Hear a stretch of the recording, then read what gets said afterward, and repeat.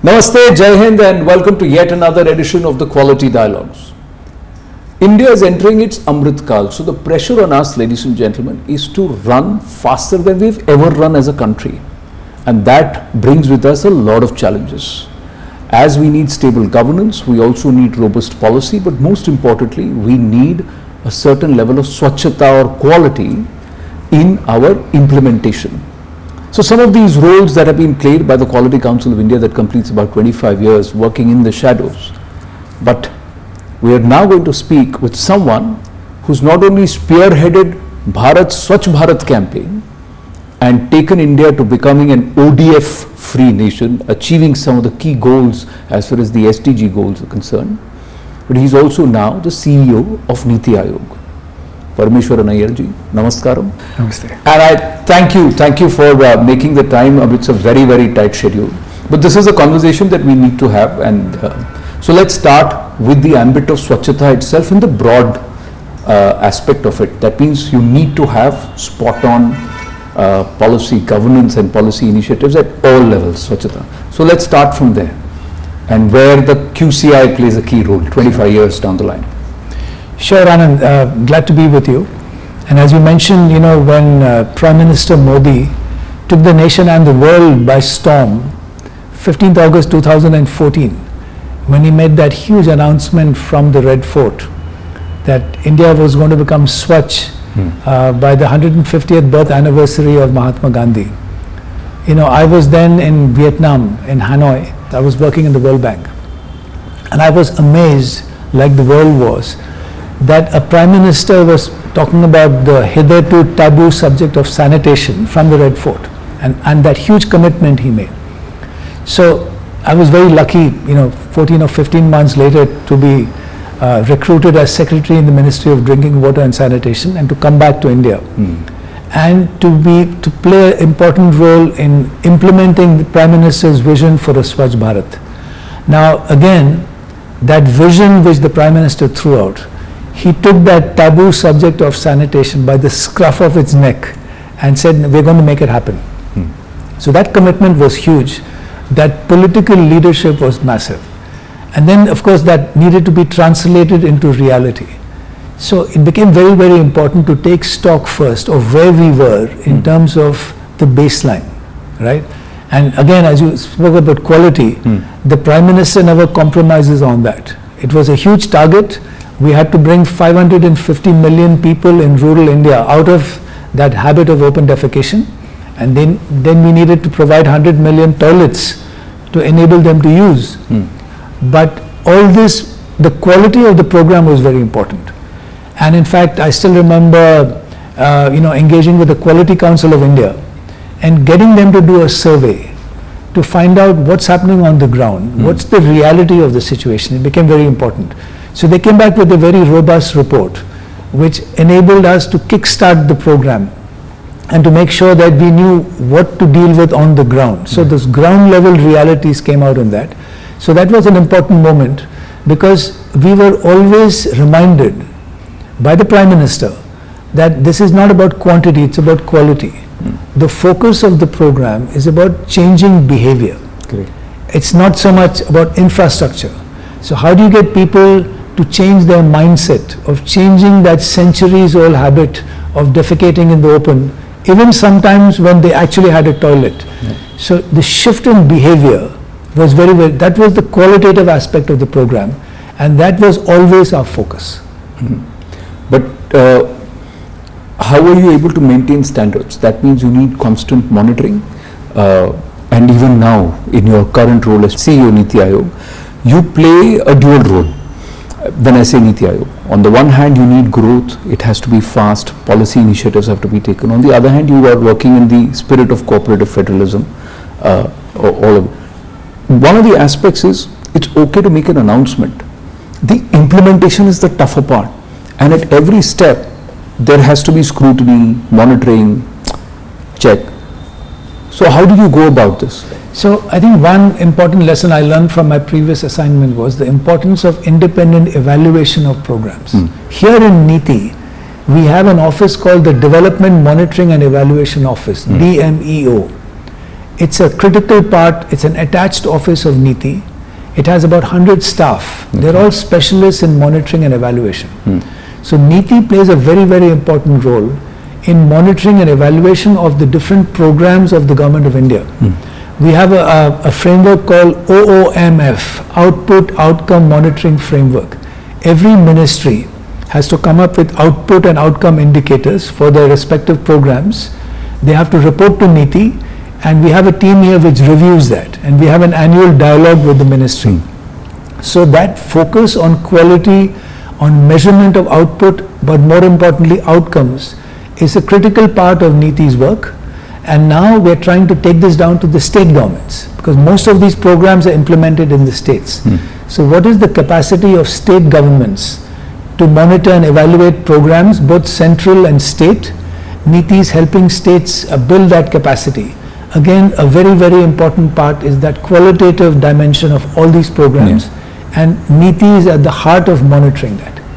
How easy or difficult is it? Because we are not a nation who want to be monitored. We are not a nation who actually deliver on accountability.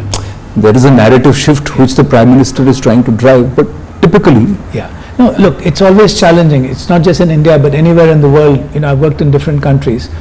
But, this is not an exciting part of anyone's job. And particularly if a person or a department or a program is being monitored or evaluated, typically there's a little bit of resistance typically. So again, in India, it's not unknown for people to oppose it. But I think increasingly now, when you explain the importance of both monitoring, which is more concurrent, and evaluation, which is looking more at impact and at post and looking at outcomes, when you explain the importance of this to a state government or to a ministry, they understand this, because actually this is helping them to implement their program better. So I think that's an important part of our job, is not only to build capacity to monitor and evaluate, but also to explain its importance. Because if the program is implemented better and you have better outcomes, then there's a greater chance of getting more resources for it. It's also a way of attracting more financial resources. Correct. So it's to everyone's advantage, and you are incentivizing performance if you take evaluation seriously. And I think that's one big effort of this government, is to make sure that programs are well implemented. One of the hallmarks of this government, as you know very well, Anand, is actual delivery. In some ways you could call it the policy of implementation. Of grounding programs at scale, whether it's toilets, whether it's cooking gas cylinders, houses, roads, financial inclusion, health insurance. All these programs have been delivered at scale. And the Prime Minister is very, very particular about the evaluation of programs. It's got to be of good quality. And I think you can see the results speak for themselves. Because one is you do the implementation and you monitor it. The other one is sustenance. So how do you continue to do it year on year? So is that a continuous process? It is a continuous process, and it's a very, very important part of all the work Niti does. In my previous job, again, to come back to sanitation, we realized that the sustaining of a change behavior sometimes is even more important than the first part. Because it's one thing to campaign, it's another thing in the cold light of day, how do you sustain that behavior? So a couple of years before that deadline or the milestone of 2nd October 2019, we set in motion a program focusing on sustainability. So Swachh Bharat Phase 2, 2.0 as we call it, approved by the Cabinet, is focusing not only on broadening the definition of sanitation, looking at solid and liquid waste management, but also on sustaining the outcomes of Phase 1. So how do you maintain the communication? What are the mechanisms to sustain? What are the incentives? All of them were built in. It took a bit of a hit during COVID, but again, COVID itself was an opportunity, for people to understand the importance of hygiene and sanitation. So it came back, and now in Niti, sustainability of programs is extremely important. So the effort is to build in sustainability into the design of the program, rather than look upon it as an add-on later. And in all the programs which Niti helps ideate, design, incubate, hand over to ministries to implement, because we don't implement, right? We support effective implementation. In all that, the sustainability element is critical, and it's programmed and inbuilt into the design. How critical is public-private partnership here? Because Prime Minister has also said that we want to be in governance. We don't want to be government. Minimum government, maximum governance. We want to help, and he's always encouraged. He said that the private sector has a huge role to play. But has there been cooperation or resistance? I think there's been a lot of cooperation. So the public-private partnership is at the heart of most programs. Right. In the earlier program as well, the Prime Minister made it very clear, this is not a Sarkari program, it's a people's program. It's a Jan Andolan, people have to own it. And if you remember his Independence Day speech, the Panch Pran, the fifth plan was all about how people have to own it, they have to be accountable and they've got to contribute. Jan Bhagidari and Jan Bhagidari, exactly. So again, in terms of public-private partnerships, an important role, whether you look at it from the economic front or the social front, is involvement of private sector. Look, if you're talking of livelihood and jobs, it's all coming from private sector primarily. Correct. Government is not in the business of creating jobs, right? Correct. Primarily, right? It's going to come from there. But also to attract private investment. So a lot of efforts of the government in terms of attracting private investment, of asset monetization, how can private capital be deployed? It's a major part of the sort of policy agenda of the government. Sustainability, you talked about it in terms of how do I continue, but the other aspect is SDG. So we are also partners to that, and SDGs is something which the Prime Minister is also obsessed with. SDG 6, SDG 5. Some of these goals are tough ones. How are we doing there, and what is the Niti Aayog's? So Niti Aayog, on the SDGs, Niti Aayog is a major player. So we have a sustainable development goal index where all states are ranked on their performance towards the SDGs. If you look at all the programs this government has implemented over the last 8 years, most of them are SDG focused. If you look at overall SDG performance globally, you'll find India is one of the top performers. In all sectors, whether it's women empowerment, whether it's on health, nutrition, whether it's on climate, on lifestyle for the environment, the Prime Minister's new program, that's squarely about responsible production and consumption. As the Prime Minister made very clear, whether it's water and sanitation, on energy, this government has delivered most of the sustainable goals well on schedule. I have to say well ahead of many other countries. So SDGs, a major part of the agenda of the government, but that's 2030. This government has delivered well before that. They have. But is it purely a one-time thing, or has it now become a habit? And how much is the private sector, because they are going to play the key, working with this?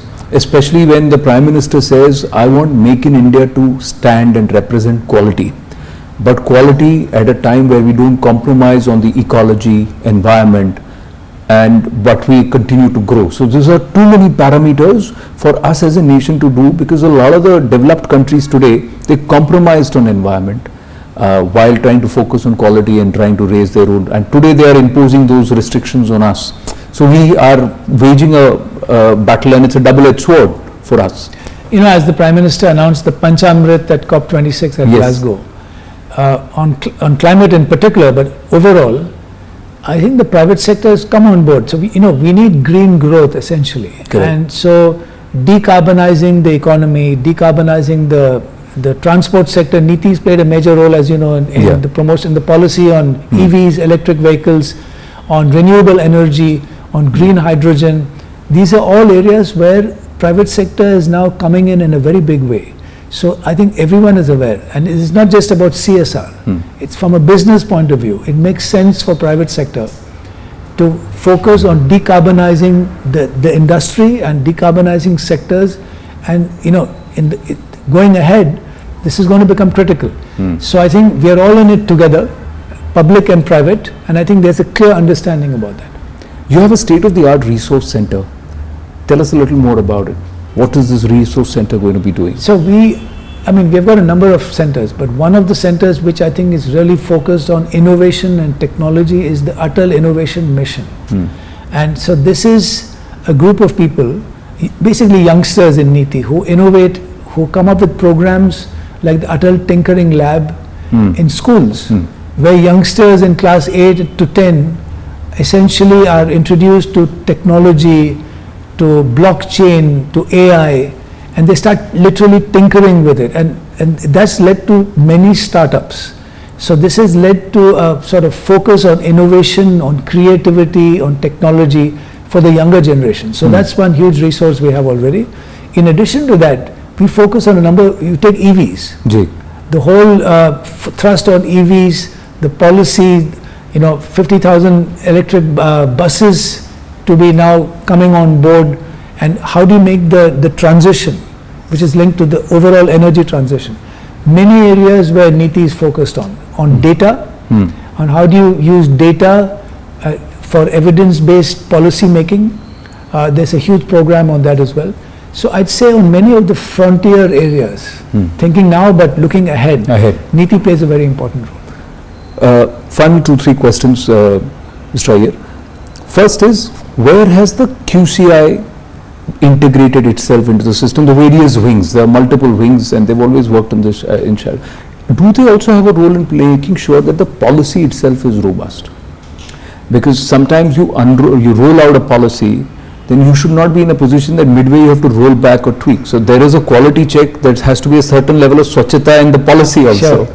No, QCI, in addition to working with many other ministries, works quite closely with Niti. And at least in a couple of areas, we are talking of the quality of policy making. Correct. That's an interesting area which we can consider. But in terms of specific programs, they've come up with a very interesting concept of how do we encourage non-resident Indians who are interested in giving back to India. Can you have a directory of Indians who are very interested in pro bono coming back? So that's an interesting initiative, and we're working with QCI on that. Another important aspect on the quality of project management. It's a critical area. Correct. Because there's so much of infrastructure activity in India today. It's you go anywhere, whether it's a highway or a port or a bridge or a building, there's a lot of economic activity. Now, how do we make sure that we have qualified project managers to run these programs? QCI has again come up with a proposal for that. So I think in the quality space, QCI has done a lot of work, and I think this could be a frontier area.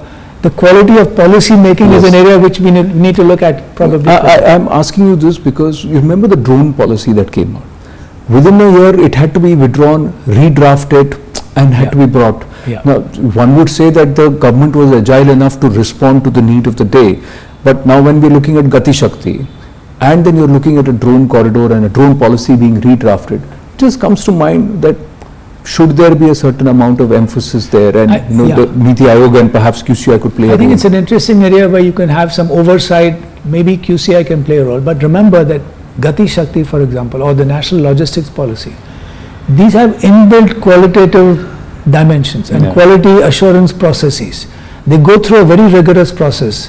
These are very, very highly tuned state-of-the-art programs which are going to have a transformative effect on industry, on infrastructure, and actually even in the social sector. So I would say most of the programs which are rolled out, they have an inherent quality assurance process, but of course there's always scope for oversight, for course correction, as you mentioned. So that needs to go on. What are your challenges, or what have you set for yourself? You've assumed charge. I know it's crazy in terms of the workload and what needs to be achieved, because there is a pace that has been set, and it's been set by the Prime Minister itself, because we are trying to achieve in 25 years what we should have achieved in the last 75. So everybody understands that. But for you, what are your benchmarks? As you mentioned, the Prime Minister, he keeps everyone on their toes with the incredible energy he demonstrates. As he's talking of the Amrit Kal, the next 25 years. So there's a vision he's thrown out, which he articulated in his 15th August speech, the Panch Pran. And now the challenge is, what is the roadmap towards the vision of the Amrit Kal? And so that's a primary focus of everyone in government, because he's laid out the vision. Now it's up to everyone to take that vision, convert it into a roadmap with milestones, and to look ahead. In Niti, we play an important role in the policy dimension, as you mentioned. But so we are the national think tank, but we are both think and do. Do in terms of helping others to implement, but we are behind the scenes. We support, we incubate, we monitor, and we support. But we are also an instrument, the Prime Minister, the government's instrument to enhance government effectiveness, both in the center and the states. Critical role to play with the states to achieve that $5 trillion economy. How is each state contributing towards that? How is every district contributing? So we do a lot of thinking and strategizing on those lines. So again, in Niti, we have to sort of think today, but in the medium term and the long term. And the challenge is trying to put all that together, and again to work with other departments, but also to work with the private sector, with civil society. And so it's an important sort of coordinating, policy making, innovating, supporting role, but it's very exciting. It is. Like you said, internally you are looking at ODOP, like in Uttar Pradesh, one district, one product. Other different states have different policies. That's one, and each state has set a target. So Maharashtra is competing with Uttar Pradesh, and others are coming in and saying, all right, I'll contribute 1 trillion, 1 trillion, and we're 28 states. If all of them try to work towards that, we'll get a different level. But we're also now assuming the presidency of G20. India is now portraying itself as a world player, as a market for the world. What do you think is our biggest challenge? As the Prime Minister has made very clear, this is India's opportunity. We're currently, I would say, in a sweet spot. India's economic performance, its prestige in the world, the Prime Minister's sort of global standing, the ability to influence geopolitics, diplomacy, etc. So it's a fantastic opportunity to showcase India economically, socially, many different aspects. So I think it's a whole of government approach. Everyone needs to stand shoulder to shoulder. Right. And it's not just whole of government, it's whole of country, as the Prime Minister said. So it's a unique opportunity for those 1.4 billion people, as you said, to showcase India's growth, its potential, and how it can become a major world player, which it already is, but also an economic superpower. So I think it's a unique opportunity, and we need to seize the moment, and the strategy is to do that. Thank you so much, sir. Thank you very much.